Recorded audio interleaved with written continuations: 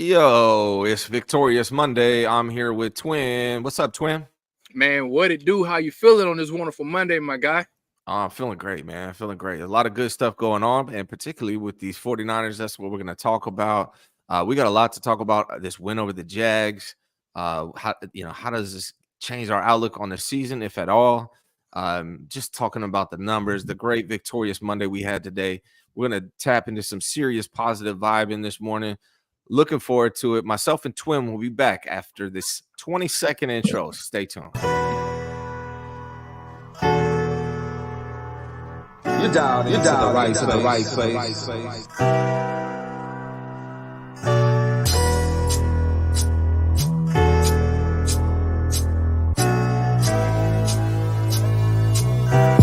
now your host, Ryan Hensley. What's going down, everybody? Thanks for being here. It's Victorious Monday. I'm super thrilled about it, man. We got a lot of good stuff to talk about. There's a lot of good things going on. So we're going to talk about all of that. Make sure you like this video if you would be so kind, and subscribe to this channel if you have not yet. Again, I'm still trying to creep up on that 6K mark, almost there. I need your help. If you're not subscribed yet, please subscribe. Also, subscribe to Twins channel. Details are in the description for that. What's up, Twin? Where are you at? You trying to get to that 1K? Hey, man, I'm trying to get to that one stack like Andre, you know what I'm saying? But listen here, help me get there. You know what I'm saying? We climbing for sure, though, slowly but surely, but some motion better than no motion at all. You feel what I'm saying? Yes, sir. And please subscribe to Twin, man, as a sign of appreciation for him coming on my show every Monday, bringing this positive energy and his analysis of these 49ers, along with that amazing beard. Like, you gotta, that's all good reasons to subscribe to this, man. Sponsored by Ryan G. His beard pomade coming out. Man, I wish I had one, because I would definitely grow. I can't grow one. I got two voids right here that just will not grow. So I just rocked a little mustache and a little chin fuzz, man. That's all I can do. That's all I can do.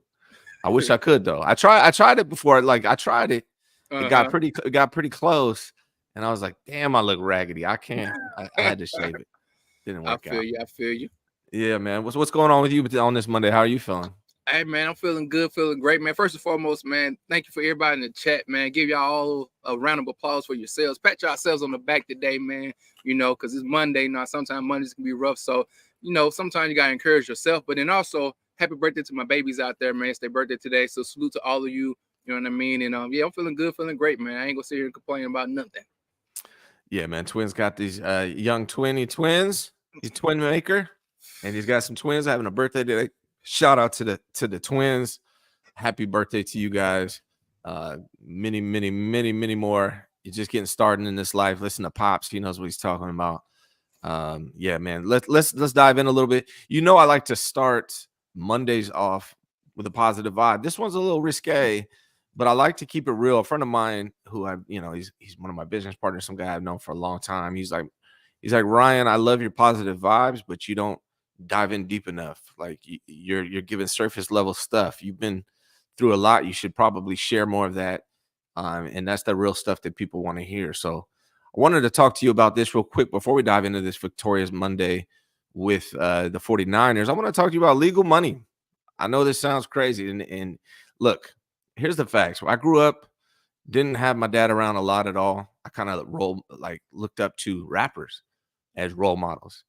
And I kind of try to be like them, do what they were talking about. And that was kind of definitely a mistake.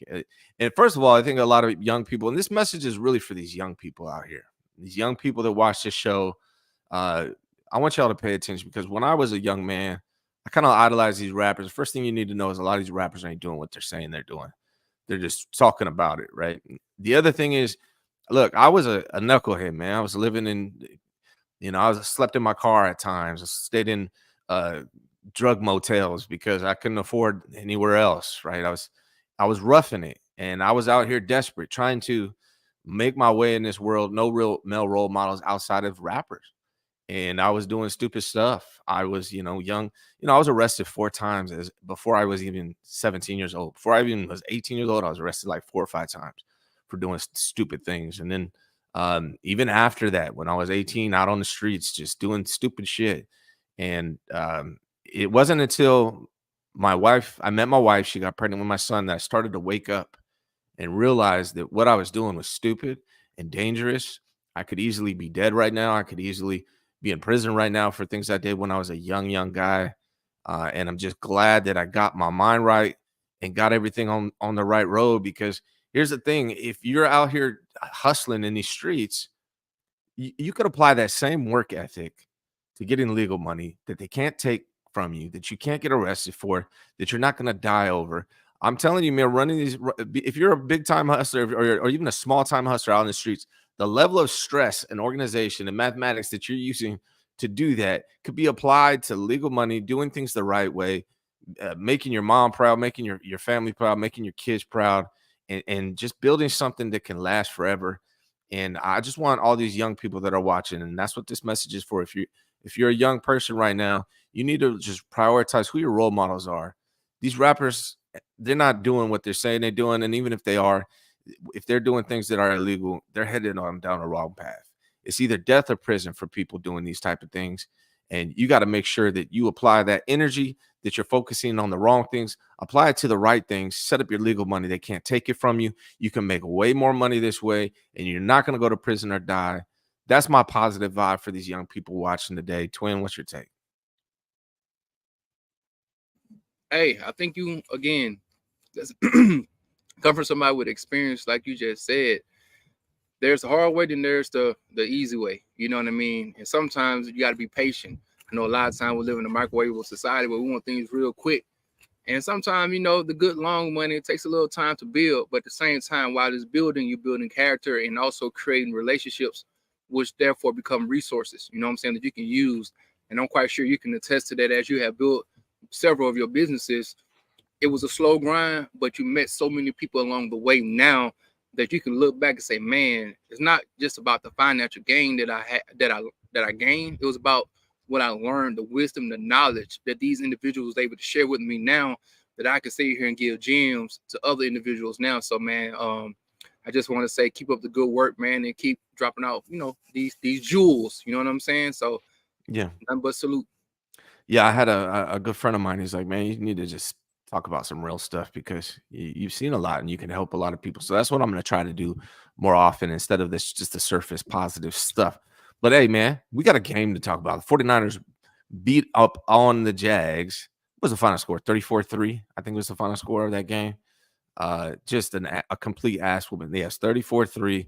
49ers whooped the Jags. To me, it was the most well-rounded game of the season so far from what I've seen. Like Debo was involved, Brandon Ayuk was involved, Kittle was involved. Of course, CMC was doing his thing. Brock Purdy was throwing the rock. He threw the ball 26 times in about 3 quarters. So he was on pace. If he would have played all 4 quarters, he was on pace to throw more than he ever has. He hit a nice go route to George Kittle, is like 28 yards from the line of scrimmage, under pressure, getting hit. Very nice pass. Longest play of the season for the 49ers. Longest play of the career for young Brock Purdy. Great game. The defense was humming, man. What's your take on the game, Twin? Hey man, first and foremost, hey, great job, Steve Wilkes. Steve Wilkes, you get all the credit for the day, baby. If you get all the doggone blame for the losses, you're gonna get all the credit for the W, baby. Yeah. First and foremost, man, I think the defense set the tone.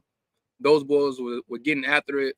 The guys who you pay big money for went out there and executed and played like it. They paid like their paycheck. You see what I'm saying? Mm-hmm. And I just love that, getting them boys to hit often and hit hard as well.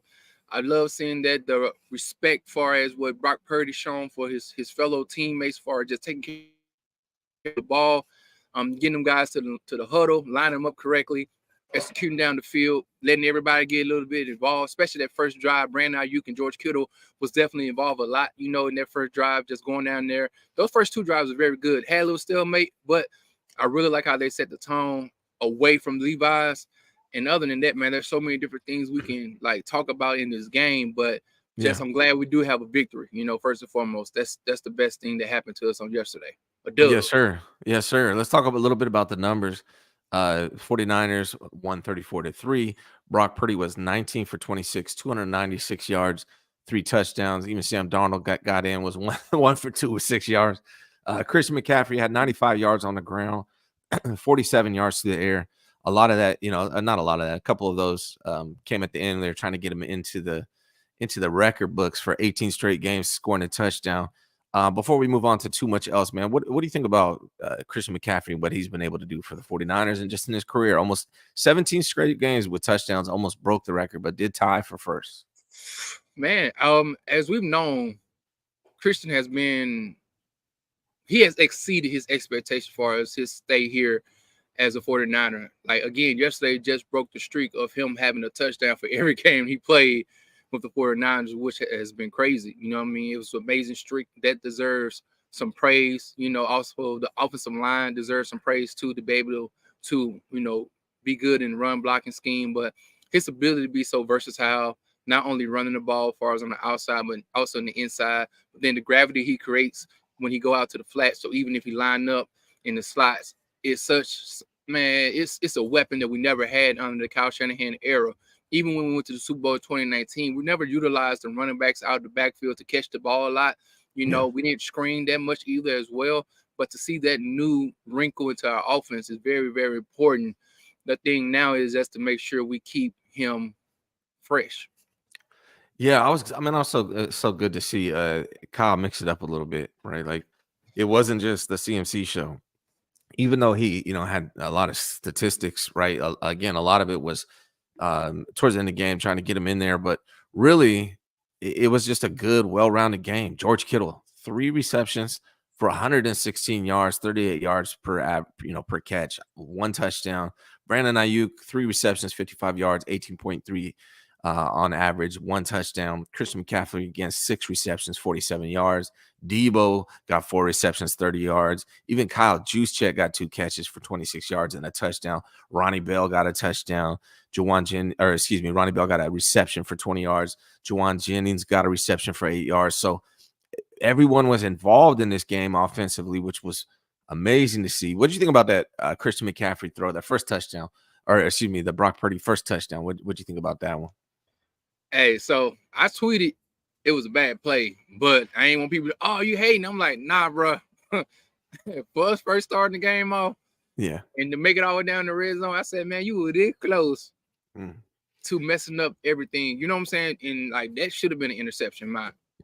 Either an interception or a throwaway. But thank God the football guys felt bad for us already by losing 3 games in a row. So they were like, hey, we're gonna let you guys get a pass.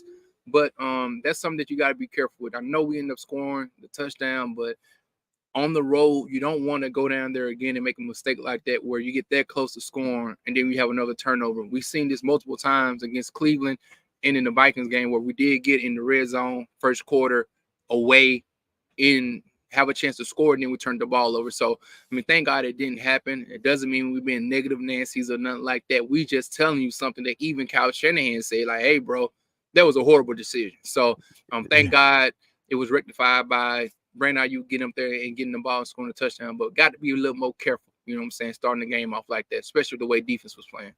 Yeah, Kyle did come out and say that was probably the worst decision he's ever made. But hey, it went over. It made it. It got 7 from it. So that's all that matters at the end of the day. As long as it connects, it may be a dangerous decision, but it worked out. So we're good on that. Let's talk Brock Purdy a little bit, man. People love to talk about Brock Purdy, quarterbacks in general. So let's talk about the man. He went 19 for 26, 296, 3 touchdowns, perfect passer rating of 148. After going 3 games, turning the ball over, throwing more interceptions and touchdowns, he bounced back in a major way. So now he has 15 touchdowns and 5 interceptions. What do you think about Brock Purdy, man, and what he was able to do on Sunday in general, outside of that first play we were talking about? I think he did a good job. I think he ran the team the way that needs to be ran.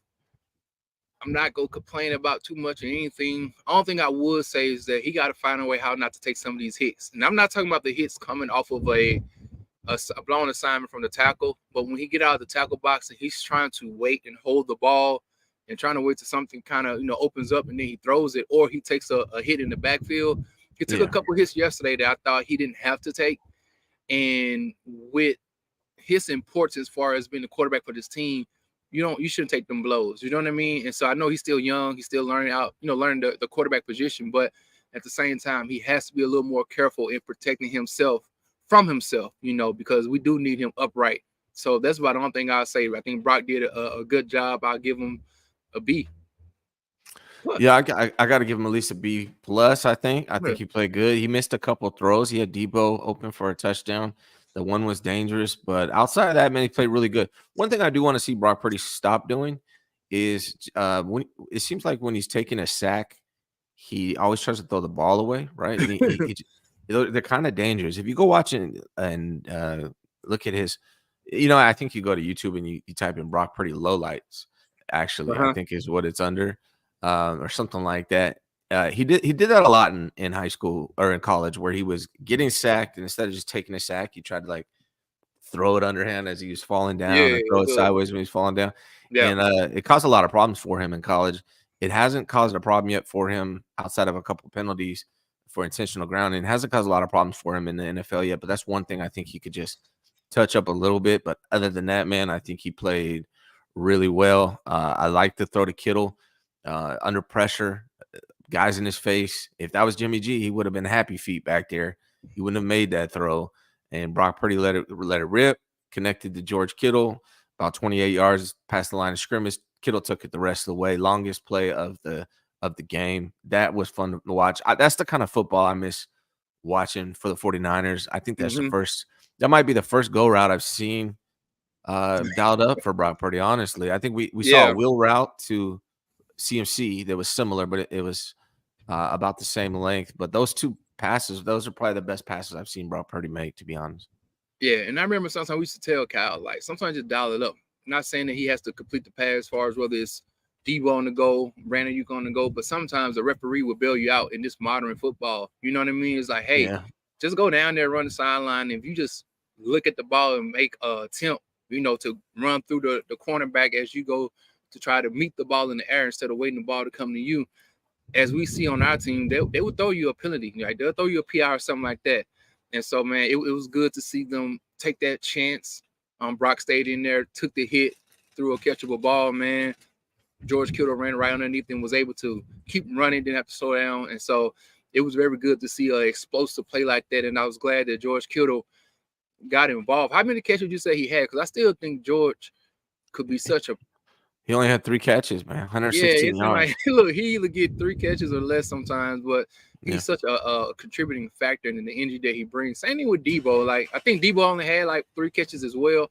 And I Yeah. know we won the game and whatnot. So it's just good to see that those guys are able to be productive, but there's still more things that they can do in the offense. But as far as getting back on the win streak, man, it was good seeing Brock back there, dial up, throw some deep balls, got Brandon Ayuk involved in the game early. And yeah, man, so far so good. Yeah, man, this is what I've been talking about for the 49ers. Like, they just become more diverse and attack with the passing game, rely less on the run. They got so many weapons, guys like Kittle and Debo and Ayuk, and it's just nuts how many weapons they are. Let's utilize them. Let's be creative. Let's not be as predictable where it's just CMC, CMC, CMC. Like, let's mix it up, keep the defense guessing. And I thought Kyle did a great job of that as well. Let's talk a little bit about Wilkes, man, on the field. Me personally, I was for it. I understand that I was a little, maybe there's some concern, some reason to be concerned about him not being able to see from overhead the all 22 angle. But in general, as a former coach, I 100% understand the reason why you'd want to be on the sidelines, building those relationships, talking to your players face to face, hyping them up, all that good stuff. So I thought it was a good move. I saw a lot of emotional conversations, like good ones, positive ones between him and some players that he would not have been able to have if he was overhead. So I think he's building those relationships. I thought it was a good move. Obviously, it worked well. Talk about Wilkes being on the field and just how the defense performed in general. So even though Wilkes was on the field, I thought the guys on the field, the gridiron, literally playing on the field, played with a sense of urgency and a sense of pride. At the end of the day, I thought that front seven actually went out there and was like, hey, man, we them boys. You know what I'm saying? Like, and we ain't talking about them cowgirls either. Like, we the ones. You know what I mean? Mm-hmm. And I think they went out there and just really showed that in their play. And I know Wilkes came, he was on the sideline, and like I say, he probably communicated with certain players and so on and so forth. But I just think the tenacity of the defensive line was there. I also thought the players who got paid money was out there making plays. Thank God that Trevor Lawrence was holding the ball a little longer as well. Gave, I believe, what's the guy name? Nick Bosa said so himself. He's like, hey, we finally got a quarterback in the last 2 weeks who didn't get the ball out in real fast. He held on to the ball, which was something that really helped us out far as getting to that one hitch was able to get us there to get a couple sacks, especially it was like 3 sacks in the first half, which was very good. Let's talk about that real quick. Sorry to Uh-huh. interrupt, but I want to talk about that because you bring up a good point, right? I think that was a good move by Wilkes because what Wilkes did basically is, first of all, see later Isaiah Oliver. I haven't seen that guy. He was on 3 snaps in that game, so they took him out. They moved Diamador Lenore to the slot or to the nickel corner. They moved Ambry Thomas back out from no man's land and back onto the field. And I think what they did is got press man coverage, rush 4 in general. Sometimes they have 5 out there. But hey, everybody wanted us playing man. So that's one of the tricky things. Like I laugh at people wanted us to be in more zone. They didn't want us in man. Yeah, but and look what happened. You see, yeah, more. But continue on though. Yeah. I mean, that's what I'm saying. I think it was that was a big part of it. Wilkes put more pressure on the receivers, didn't give them the easy dump off, and then that allowed Nick Bosa and Chase Young and Javon Hargrave and all those guys to get after the quarterback, and it was good to watch. I think this is the formula. I mean, you're gonna create situations where you might get burnt every now and then, but this team is so talented, man. I feel like that's the way they need to approach things. What did you think? And I would say this: they tackled. I only count like 3 missed tackles yesterday. That's another thing. Hey guys, you finally wrapped up. You know what I mean? Like, I think Ambry made a miss one, or Demo may have missed one on the edge a couple times to tackle. But other than that, these guys went out there and they wrapped up and got the guys down, so they didn't get extra yardage. We did see the screens become an issue for us. They really ran about, I think, like 7 screens, not consecutively, but within like a 12-play span. They screened us to death, which is like, hey, if this play is going to work, let's continue to work it. But besides that, all the other things that they were trying to do for us, running the ball was very hard. We made sure we hit the guys in the gap. You didn't see a lot of people catching the ball and then breaking the tackles and gaining the extra 2 or 3 yards. You know what I mean? So I really like that when they saw somebody, they hit them, and the man went backwards and went down. So that was a good look as well. And then even when we turned the ball over, I thought they gave the offense 2 possessions where they turned it over, gave the opportunity to score. We didn't necessarily score on those plays, but just the turnovers in general was a good look for the 49ers as well. Yeah, don't bother me. First, I'm gonna say pause. Then I'm gonna say that's what she said. I'm just messing with you. It's too early on a Monday for that. I apologize. Don't bother me. You know you're my guy. I'm just messing with you. All right, man. Hey, speaking of this channel, real quick, super chats are be back soon. I imagine it's been 3 months since you two hated on your boy, demonetized him, and on the 16th, which is Thursday, I can go back, reapply, and get back to cooking. So I expect all of you, my friends that have been wanting to send me super chats, hit me up when I get back, man. I appreciate it. You guys are the best. I'm glad you're laughing at that. Don't bother me. Thank you, man. I was just, I'm just messing with you. All right, man. Let's talk about the season in general. Does this win change your optimism about the ultimate goal, which is to win a Super Bowl? Does it change your optimism on that or anything? Actually, I think this game here tells me to still pump the brakes. We won, and I know we're so excited because we did lose 3 games in a row. So it's like, oh my God, look what we did. Hey, I'm glad we won, but what this season have taught me, take the victory, clap your hand, be glad, but don't get too high, don't get too low, kind of stay even keel, because at the same time, the Jacksonville Jaguars, they said it on the broadcast, and I think I talked to you about this. Jacksonville had multiple games where they had turnovers leading up to this game. Even in the victories they won, the 5-game winning streak, they had multiple turnovers in almost every game. So I knew they was going to give us a turnover, which is good. I appreciate that. We went out there, we took care of business. But again, I'm glad we won. Let's see what we're going to do next week. Let's see, can we build some momentum? But I'm grateful. And it was the little things that I was glad to see that we did do well, and not some of the great things, like the big things that everybody can see. And big up again to Mitch Wisnowski, punting the hell out the ball, as always, putting us in really good position once again. You know what I mean?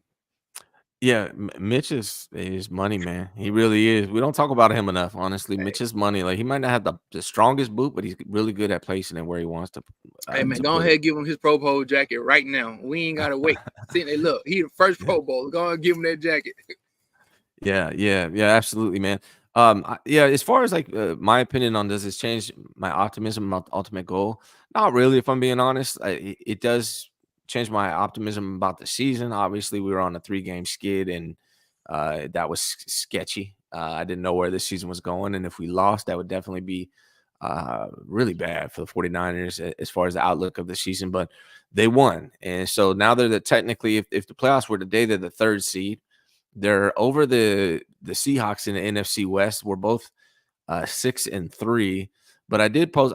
Something that's interesting about the Seahawks, man. Even though they're 6-3, they've scored 200 points, but have allowed 201 points, which is interesting. Whereas the Niners, they're 6-3 also, but they've scored 252 points and only allowed 143. So the point differential is huge there. That's going to be a big game on Thanksgiving, man. How are you seeing? I mean, I know we got the Bucks first, and maybe we'll talk about them in a second, but the Seahawks, man, how do you see the Seahawks right now? And are they a real threat to the 49ers? I'm gonna have to wait mainly because I don't know what we will be after this 3 week straight. You know what I'm saying? Like I need to see how will our identity keep going? You know, will our running game keep up? Will our defensive line continue to play a discipline? Because at the end of the day, division games are division games, and so they kind of hard to really put your hand on because it's not like you can see, okay, the Seahawks played this way throughout the whole year. We played this way, so we kind of can predict how the game may go. Those two, like you know how the rivalry is, it is what it is. So you can have Debo, not Debo, Metcalf may have a big game, or you know they got some really good corners and safeties out there that's playing very well in Seattle. Even though they may have lost a couple games, they got some young rookies who are learning on the fly. So there's several things that you know both teams have done better this year, and some things they've Mhm. done worse. But I can't wait to see that game. But I did see somebody in the chat, I think his name was CJ, mention how did you feel about the run fits of the defensive line? You know, I know they're kind of going back to the game as far as us versus the Jags, but I did want to ask you about that as well. How did you like us stopping the run this game? Well, let's talk about the numbers here. So since you guys brought that up, the rushing yards for the Jaguars, 59 yards, which is not great. It's below what the 49ers average. The Niners themselves put up 144. Let me see something here. Statistically, I want to see what my guy did. Etienne is Etienne. I have a problem saying his name for whatever. Yeah. Yeah, so Travis Etienne Jr., he had 9 carries for 35 yards, only ran the ball 9 times, 3.9 yards per carry. Dernis Johnson had 3 carries for 12 yards, 4 yards per carry. Trevor Lawrence only ran the ball 2 times for 35 yards. So overall, the 49ers did a great job stopping the run. I think it helped that we got out to an early lead, and the Uh-huh. Jags had to rely on the passing game, especially because the Jags turned the ball over 4 times, right? So when you fall behind and you have to go to the air, when you fall behind, you turn the ball over 4 times. Mm-hmm. Sometimes you got to go to the air. I know the Niners ran a 5-man front, and I think that was also effective early off, stopping the run. But in general, I think we haven't really been tested necessarily against the run like this game may dictate because of the statistics. I think it was more of a situational thing where the 49ers went up 10-0 and the Jags kept turning the ball over. So the Jags had to kind of go to the air to catch up. So we'll see Yeah. more about when they who's probably the best running game team they got. The Ravens are actually a really good team. They got a face that have a good run game. I Uh-huh. don't know. We'll see. We'll see what the We'll next see. challenge is. And I say this too, like with the linebackers, you saw them engage in and out of the A and B gap sometimes. So they'll go in there, they'll show themselves right over the center, you know, against the Jaguars, and they made sure since you're doing the wide 9, so you know you got the guys on the outside, and I think they was playing back and forth on predictable rushing downs where they'll just stick the linebackers right there and say, okay, then we'll have containment on the outside, and we want to make sure we possibly could come in and rush these 2 middle lanes. And I think even whether they'll come or they'll disguise it and fall back or send one or fall back or send both, that helped us in first and second down, where then it'll be a long or early in the game, we got a couple penalties as far as false starts too. That helped us out because then it'll be first and 15 or first and 20. You know what I'm saying? So then, or we got them in second and like 13. Things of that nature really helped us put them in passing down situations because they didn't want to sit back there and be caught up where we got pinning our ears down and just go ahead and go get the quarterback. So that's why the screen game helped them so early on because they saw that we was able to get the pass rush and they would say, okay, we have to slow them down because we're not getting positive yardage on first down running the ball. And they were just trying to get any type of game. You know what I mean? So big up to the D line, go out there holding their position too. Like sometimes you can see some of the guys like Hargrave and Armstead when they're standing high, they can get shoved out the way real quick, or they can shed the block as far as the offensive guards and centers of that way. But they kept steady. They didn't get moved around a lot. The LOS was in our favorite majority of the game. If you look at the game, I like to look at the line and see, do we go a half or 2 yards this way or half 2 yards that way? But for the majority of the game, we was pushing that line towards the quarterback, and I thought that's a positive look. That means the physicalness of our defense was overwhelming the offensive line of the Jacksonville Jaguars.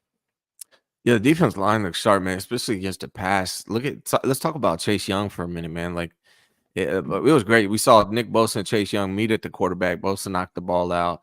That was great to see, man. Chase Young seems like he's making an immediate impact. What was your thoughts on Chase Young? Hey, man, shout out to my boy. He locked up like your boy over here, man. You know what I'm saying? Appreciate it to my fellow dreadhead. Hey, I thought just the energy, man, even before the game, I'm country as hell. So, like, when I see my man out there, you know what I mean? And he was in his bag, he's starting to move and groove. He saw a big Trent out there. You saw Debo, they was bringing that energy, that swag. Like, all right, man, I'm a new guy, but I'm finna hop on in this thing and do what I can. He went out there the first couple plays. Big ups to Colin Farrell. He got a sack as well. Salute to him. But once he came in there, I just think his overall size, the demeanor that he brings, I felt that. You see what I'm saying? And I think Nick Bosa fed off that. I thought the whole D-line fed off that, like that new energy. You know what I'm saying? It's like when you hooping sometimes, you bring in a guy from another team, he can ball. You're like, all right, you know what I'm saying? You get a little confidence. And I thought the whole D-line was like, all right. He came out there.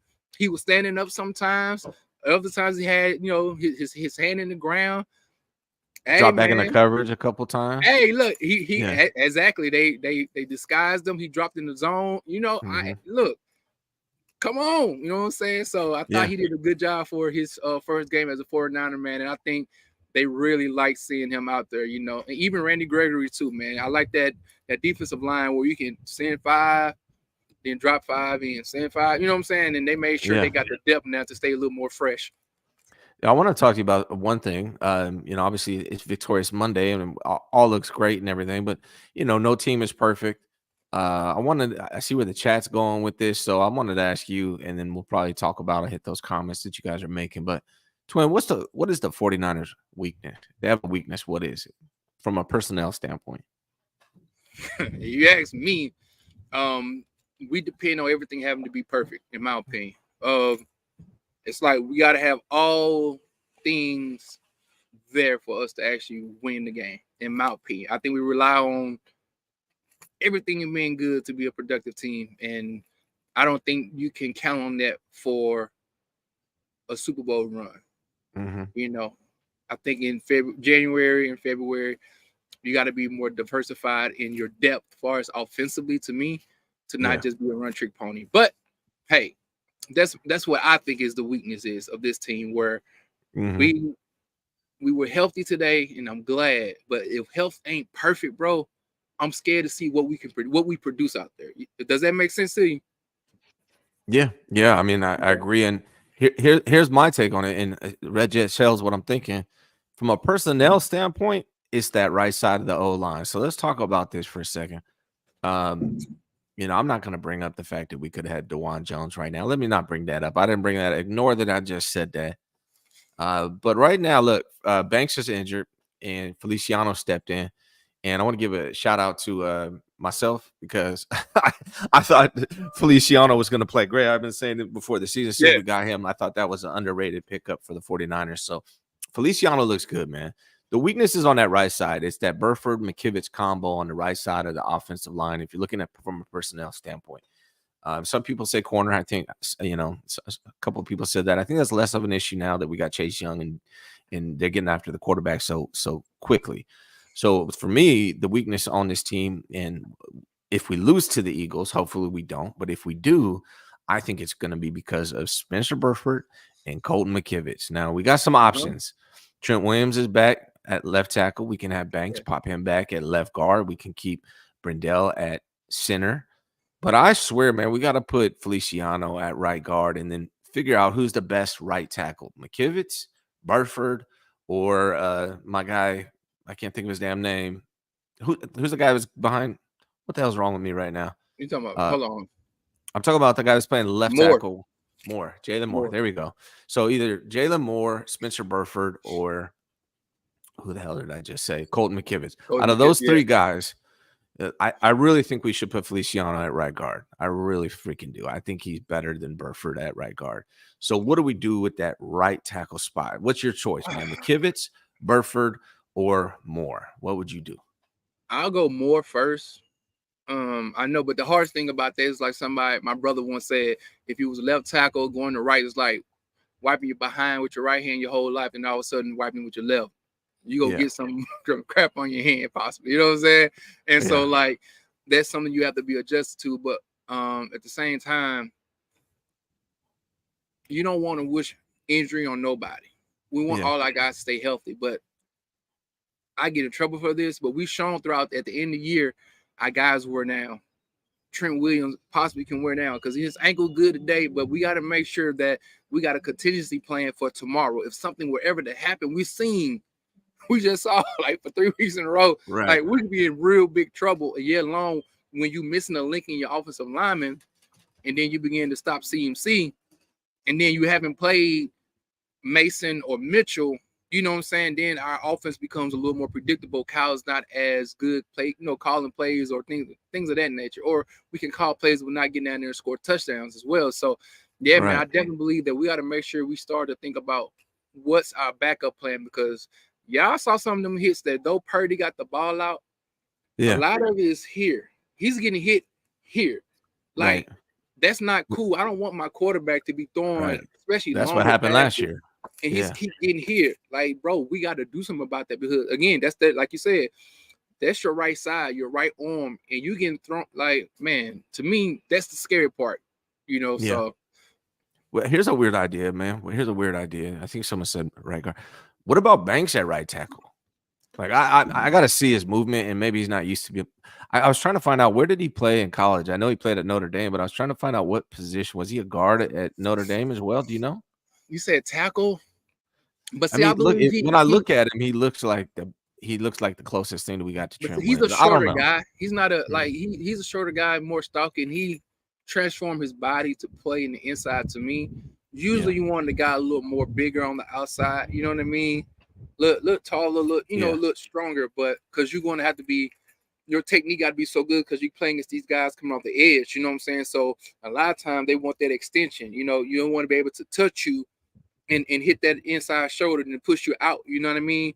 But it's so hard for somebody who hasn't played that position, and then you don't necessarily maybe have the strength, to go against those. Not the strength, but the agility to go against those outside guys, man. If you play right tackle, so and then that's a lot to kind of move around in the middle of the season. Yeah. But if that's what we gotta do to protect Brock, we gonna have to start doing it now so the guys can get enough repetition in that lineup to go out there and help because we're gonna need some help. Because that right side, bro, is let us not play against a team with two guys who can come off the edge. Because we play. I said this last year, man. Before the season, I said that Feliciano is one of the best 5 linemen on this team. I said it multiple times, and I believe that still. And I feel like if that's the case, then we got to find a spot for him. Like I think so. Maybe it's right guard, but then what do? We take Burford out the equation and leave McKivitz, or do we slide Burford out, or do we? I don't know what we should do, but what I know is Feliciano's played every position on the team except for right tackle. I think he's played left tackle, left guard, center, right guard. So Feliciano might be here. I don't know who it is, but I feel like he's one of the top 5 linemen on this team, and he should be on the field. We got to figure it out. I just really believe that. So we'll have to see, man. Shout out to Nick Money Meyer, who is came through the facts. He played right guard next to McGlinchey at Notre Dame. Nick Money Meyer is a sound engineer. If you want your vocals mixed down or whatever you need, hit up Nick Money Meyer on Instagram, and he'll get you the plug, man. But yeah, man, I think the 49ers weakness is still that the right side of the offensive line. And I think Feliciano's got to be in the equation as the solution. I think he's one of the best 5 guys on the team. I've been saying that since we got him last year, like at the end of in training camp, before training camp. So I feel like they got to get a place for him. What's up? I got one for you. Yeah. Because everybody, again, when you talk about wins, nobody wants you to say anything negative. But I say, God dog it, I'll be the one with the scarlet S on my chest. God dog it, Jake Moody make me feel like that god dog on Jimmy Garoppolo. Every time he kick a god dog on ball, bro, I'm over here holding my chest. Even the announcer was like, good Lord, man. I don't know how much closer you want him to get. You know what I mean? On both of them kicks, I said, Jesus Christ. Hey, guys, that right there, that's an issue. Yeah, it's sketchy. That is sketchy. The Moody thing is sketchy because he made them both, but they were a little sketchy, like barely in there. Yeah, I am where it was a little risky for the 49ers to go with a rookie kicker because, man, when playoff times come, like these games are going to be close, and we could win or lose a playoff game. We could go home because thank of Jake God Moody. We had a lead because I'm just saying when the tables again, we are a good team playing ahead doing that. But I can't sit and be naive to the fact that if something may happen and things may get a little shaky, we gotta rely on Mr. Moody and hope that he's in a great mood, bro. Right. Hey, man. Yeah. Sheesh. Yeah, they got. I mean, that Moody is a little sketch, and that right side offense line is a little sketch. Ambry Thomas, I don't know. Now let's talk about Ambry Thomas. Okay, so they moved Ambry Thomas back into the equation. They moved Diamador Lenoir into the nickelback corner spot, and Ambry Thomas was playing. He had a great play, man. He had a really good play where he made a tackle strip fumble, ran it back. If it wasn't for Kyle Shanahan, it would have been a touchdown. Kyle Shanahan went out on the field. They got a penalty. They called it back, but they ended up scoring anyways. But let's talk about Ambry. We talked about the 49ers' weaknesses being the right side of the O-line and Jake Moody. But how concerned are you about Ambry Thomas, or do you think he's legitimate? Do you like this new combination, or how do you feel about the corner position? I think with Ambry, man, it's all about confidence. I know that he has the physical tools. We remember that his rookie year, he came at the end of the year. He played fantastic for us because we had trouble with the god doggone DBs all year with penalties, and we had brought in Josh Norman and Dante Jones. Like, we had a lot of guys coming in, but he came in as a rookie. He played good, and in that playoff run, he had the big interception on Odell Beckham as well, you know. But I think with him is just getting the ability to make mistakes. And I know we don't want to see that, but I play DB, bro. Man, it's a hard position to play against the guys in today's NFL. You know what I'm saying? It's like it's hard to go out there and play that position, but at the same time, man, we drafted him for a reason.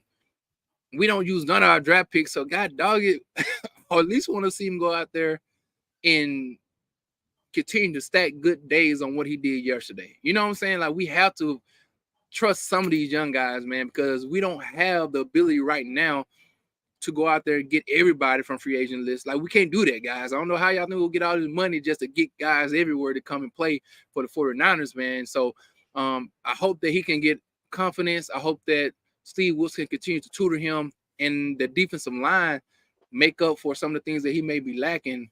But that's the key. I think, all right, man. You know, that D line. Yeah, exactly. You know.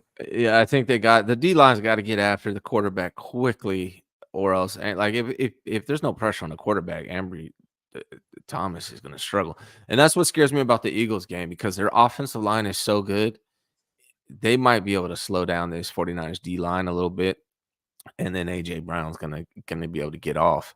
And Patel brings up an interesting point. Mike Evans, DK Metcalf, AJ Brown, and then DK Metcalf again for the next 4 games. So they are going to be challenged in that regard. But again, I think the scariest one for me is going to be the Eagles because their offensive line is so stout. They might be able to slow down this defensive line. And that's when Ambry Thomas is going to be really tested, especially if he has to go against those Eagles receivers, guys like AJ Brown, who had 1,000 yards already last week. already. Yeah. And that's not the issue with Mike Evans, DK. It's Mike Evans and Goodwin. It's DK and what's my man's name? Dude that came in there looking like Jada Pickett. What was the little dude name? What'd you say? He Who? looked like What? Jada Pickett. Your boy DK Metcalf had on a little blue navy suit with Oh, his little wow. purse, and then somebody was beside him. It's the other wide receiver. I can't think of his name. Somebody in the chat tell me you gotta go find. I gotta show you the picture. He bald head. The number 2 wide receiver for Seattle. Oh, for Seattle. I know. Yeah. Lockett? You talking about Lockett? Yeah. Yeah. Hey, I'll tell you, he look like Jada Pickett, boy. Look, but That's crazy. it's those guys in the slot, you know what I mean, that we might have to worry about. Same thing with AJ Brown, Devontae Smith. Like that guy is a really good slot wide receiver. So we make him maintain one of those guys, or even if one of them get off. I mean, they are good players for a reason. Like AJ got 6 straight games with 125 plus, receptions, and I bet you them number 1 corners that was guarding him, we would sit here and scream, say, I want him on our team. I want him on our team. But them jokers got cooked too by AJ Brown. That's because he's a really good doggone receiver, point blank period. So at the end of the day, you want to make sure you don't, give up a lot of touchdowns, but they go make plays. But at the same time, if we are able to get home to the Geno Smiths, to the what's the little boy, Baker Mayfield, and the little boy. Yeah, little boy. Baker and then the other quarterback we got to play, man. I think that's gonna really help us out, putting pressure on any quarterback. The greatest quarterback that people say is Tom Brady. When them doggone Giants put that heat on him, he looked normal. Yeah, you know what's crazy about the Lockett, man? He was a Niner originally, and we cut him. Also, DJ Reed, who's just killing it right now. He was a Niner. He was a Niner too. And we cut him. Seattle picked him up, and now Maybe look at it. Yeah, I'm wondering like who else we cut some really good players this year, man. Some corners. What's the cat's name that we cut this year? I can't remember. He was really damn good. Return man. He's a corner and a return man. You know what I'm talking about?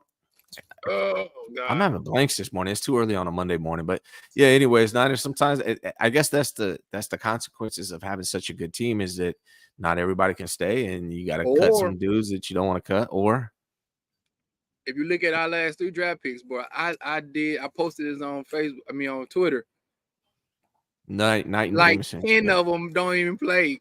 10 of them don't even play. If you look at the draft picks this year, none of them playing. None of them, except for but Moody. Yeah, that's it. I mean, when you got a good team, I guess, or you either have what you see right now is you have a really good team, or we just kind of whiffed in the draft, and we did kind of whiffed in the draft. I'm be honest. When it comes to a couple guys like the tight ends, we whiffed at least for now. Maybe Braden Willis will make an impact. Maybe Cam Latu will learn how to catch the ball and come back next year better than ever. I don't know, but at least those guys. It was rough, but hey, we got to be positive, man. We're on a victorious Monday. Chase. Yeah, Chase Young pickup was huge. Let's talk playoff picture, man. 49ers right now, if we were in the playoffs, if the playoffs started right now, we'd be the 3rd seed. The Eagles and the Lions are 2. Eagles are 8-1. They're the 1st seed. Lions are 7-2. They're the 2 seed. We're 6-3 right now in the 3rd seed. They actually have the Saints because they'd be winning the NFC South. Yeah, as the 4th seed, Seattle to be the 6th seed. These Seattle games are huge, man. But how do you see the playoff picture shaping up? The Lions have 1 game in front of us. That if we were able to, Lions drop a 1 or 2, they're playing the Chargers they played the Chargers already, actually. So I don't know if we're gonna be able to catch the Lions. Maybe that's our best bet. They beat the Chargers, I believe. Yeah, they beat the Chargers. Sunday. Yeah, so we got to get to the 2 seed would be the goal. I mean, 3rd seed, 1st seed would be the goal, but like I said last week, the odds of us getting the 1st seed, the 1 seed, excuse me, are 10% analytically. Any chance we make that happen, man, or should we just shoot for the 2 seed, or what do you think how that's gonna play out? We'll have to root for the Dallas Cowboys beating the Eagles the second time they play, and then we have to go up there and beat them when we play them again. So we'll have the win over Dallas. You know what I mean? Then we'll have the win over them as well. So we got 2 in-conference wins over 2 of the better teams, and then pray that We take care of our business. I think the Lions are going to still be a good team. I don't think they're going to waver too much because of their division. I mean, Green Bay, they can beat. Bears, they can beat. And Minnesota Vikings, I mean, they're sneaky. Big up to Josh Dobbs. He out here balling. I don't know what it looks. Hey, Yeah. he out here doing his thing, though. But there's going to be an assumption that they can beat them as well. So I think it might not change too much, you know, unless we go in there and kind of be the dictator of our own destiny when we go to Philadelphia and say, okay, if we win out and beat Philly, I think we'll be good. But at the same time, we have to go on a really good streak to be able to get that number one position because we put ourselves behind the 8 ball when we lost these games that we should have won as far as these close games in which Philadelphia has had close games and their defense hasn't played up to par, but they still got some victories, which now we're trying to go and play from behind. Yeah, the Eagles. So the Eagles are on a bye week this week, which is good for them. And then they go up against the Chiefs. Going to be a tough game on Monday night next week. Looking forward to that. But then they got to play the Bills. Then they got to play us. Then they got to play the Cowboys again. And then they play the Seahawks again. Then they got 2 games against the Giants and the Cardinals. So the 2 Giants games, I mean, they're division games, so they could be tough. And then the Cardinals game, I fully expect them to win. However, Cardinals about to be new look Cardinals very soon. They got Kyler Murray, right? And they got a couple guys returning from injury. Hey, it's going to be an interesting look. I'm not too scared of them, but we do finish against them as well. But yeah, I mean, the Eagles got to play the Chiefs, Bills, Cowboys, us, and the Seahawks. We need them to lose like if we need them going to losing streak like we did. So if the back end, if they can lose like 3 of those 6 games, yeah, the Bills, the Chiefs, the Cowboys, and us. Bills, Chiefs, Cowboys, and us. We need 3 of them teams to come through and get a victory. Right. You know what I mean? And we got to beat them and then win out, basically. Yeah, because if they lose 3, they'll be 4 games. We had 3 games, right? No, we had 4 games already, right? Right. So let me show you. Yeah, I think we had our just so everyone knows our schedule, what it looks like right now. Where are we at? 49ers schedule. So next game is against the Bucks. We know that that's at home, right? Or is that in Tampa Bay? I'm pretty sure it's at home. Let me pull it up. I think that's at home. 49ers schedule. Yeah, so the Bucks, we play at home. Then we got to go to Seattle on Thanksgiving. And divisional games are always tough ones, man. And we play, I believe, so we play the Bucks. We play the Bucks on Sunday, November 19th at home, but then we go up to Seattle on Thursday. Yeah. So just a few days later in Seattle on Thanksgiving. I honestly, before the season, I had this one slated as a loss. I did because going to Seattle on a short week, playing in Seattle, I figured the Seattle's going to be decent.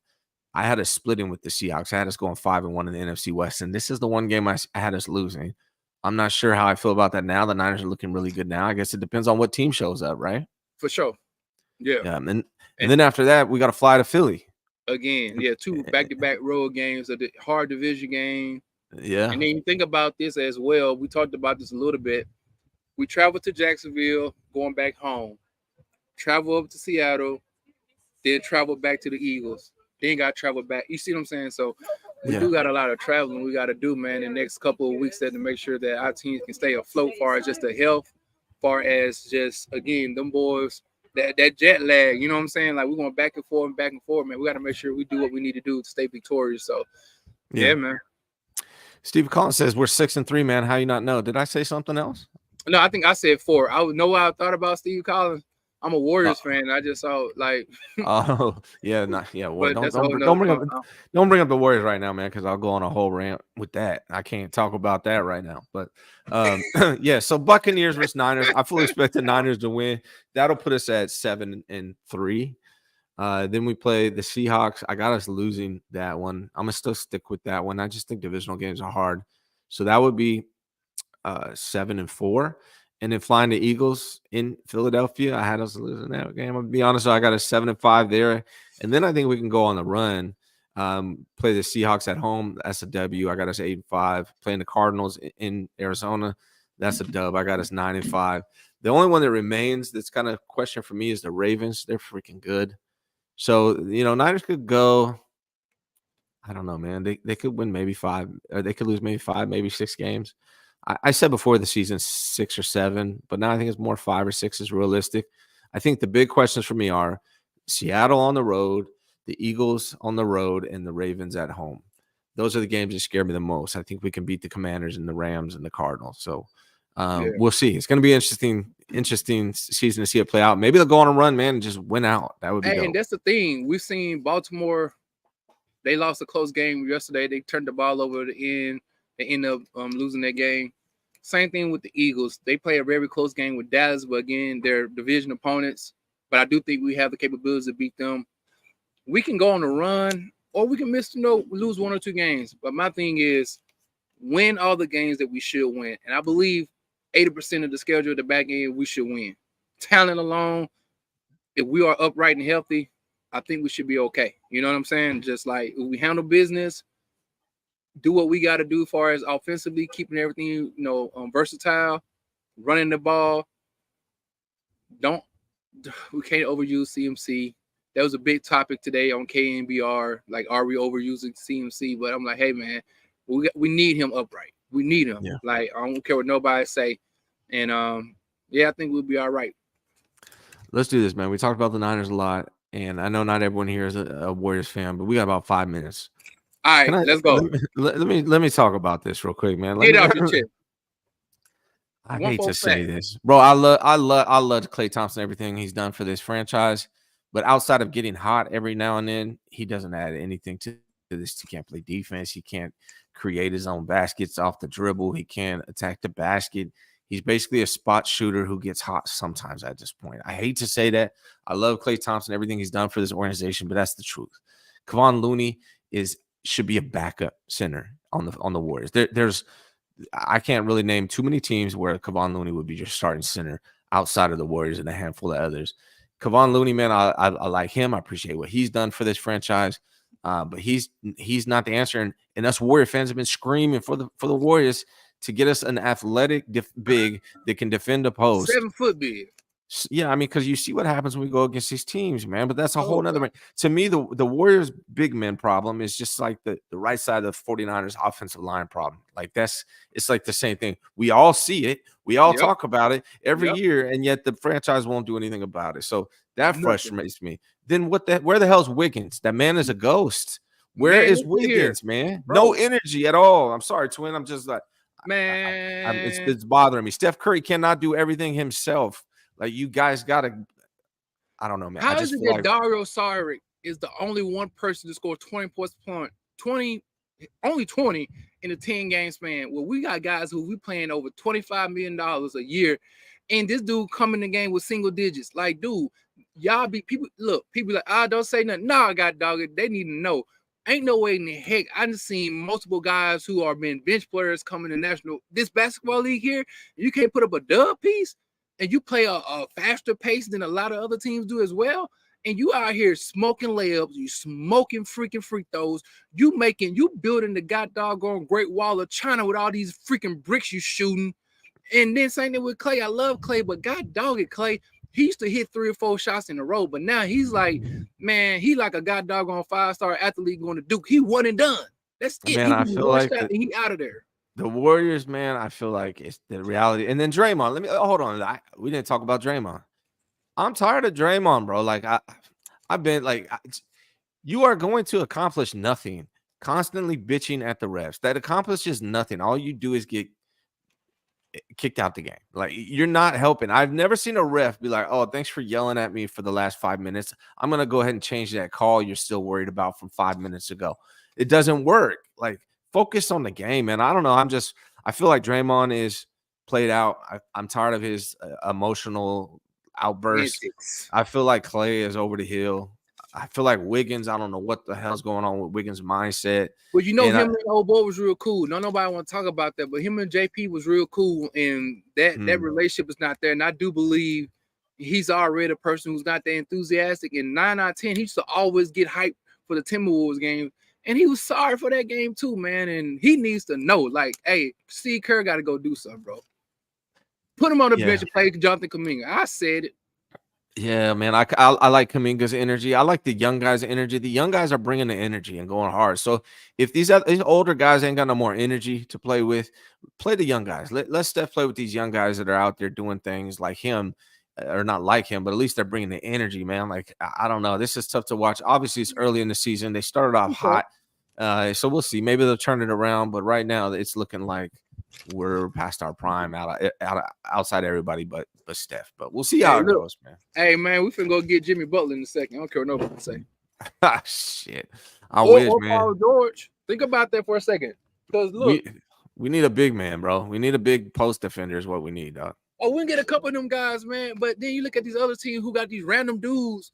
Like this Charlotte Hornets got somebody who had 21 points and 24 rebounds, and he's 7'2". Like, bro, it's guys in the league who can do some stuff that we want. We don't want nobody who be a god dog on all like a all-star center. We just want somebody to be semi-athletic, bro. We ain't got. Let's get out of here, man. Let's not ruin the mood. Well, Warriors always trying to ruin my mood right now. Victorious Monday, man. I appreciate you guys so much. Go ahead and subscribe to my guy Twin Empire if you haven't yet. Details are in the description on how to do that. Make sure you subscribe to this channel, that you like this video. We appreciate all the support. I'll be back tomorrow at 9 a.m. with Jesse Naylor. Twin, you got anything else to say, sir? Hey, man, again, like my man just said, man, appreciate you guys for tuning in. Y'all make sure y'all like, subscribe to the channel. Continue to share this content, man. Continue to pray for us Warriors fans that we don't blow our gasket early on in the season. Other than that, man, have a good time. Happy birthday to my babies again, man. Yes, sir. And Happy birthday. Other than that, go out there and be a blessing to somebody today, man. Do something for someone else today, man. Whatever it is, no matter if it's small as I don't know what, open the door for somebody, tell somebody they look cute or beautiful today, or whatever the case, whatever it is. Be careful how you approach that one, though. Be careful nowadays. You know what I'm saying? I feel you. That's what I'm just messing with. Yeah, I feel you. I'm gonna be on with Grant at 11 a.m. and then I'll be back tomorrow 9 a.m. same time, same place with Jesse. Twin, appreciate you, brother. For sure. Have a good one. Y'all be blessed out there.